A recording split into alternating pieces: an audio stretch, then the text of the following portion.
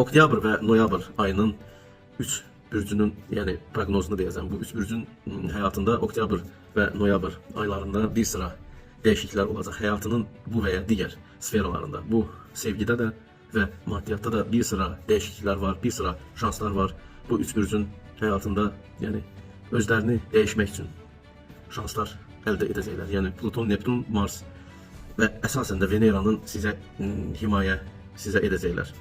İnşallah ki, bu dolunayın da təsiri sizə azalır. Artıq 2-3 gündən sonra bu ağır, belə deyək, sizin o emosional vəziyyətiniz düzələcək.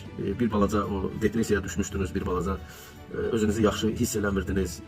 Çox hisslənirdiniz, tez-tez özünüzdən çıxırdınız, ətrafınıza bəzən sporlaşırdınız. Bu da ki, sizə ay tutulması dolunay, yəni sizə təsir edirdi. İnşallah ki, bu məqamlar da sizin həyatınızdan yavaş-yavaş çıxır və həyatınızda ağ rənglər həyatınıza girir. Ağ çox olacaq həyatınızda.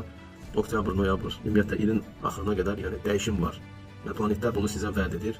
Bu iş sferasında dəyişikliklər ola bilər. Köhnə işinizlə bağlı, yəni köhnə işinizlə vidalaşıb yeni işə girmək şansı əldə edə bilərsiniz. Köhnə münasibətlərdən qurtulacaqsınız. Bəzilərinizi çəkirdi aşağı bu münasibətlər. Bu münasibətlər sizə heç nə vermirdi bəzilərində və bu münasibətlərdən qurtulub yeni münasibətlərə başlamaq şansı əldə edəcəksiniz. Ümumiyyətlə ilin axırına qədər yaxşı bir mərhələdir. Sizin həyatınızda çox rəngarəng hadisələr baş verəcək əzizlərim.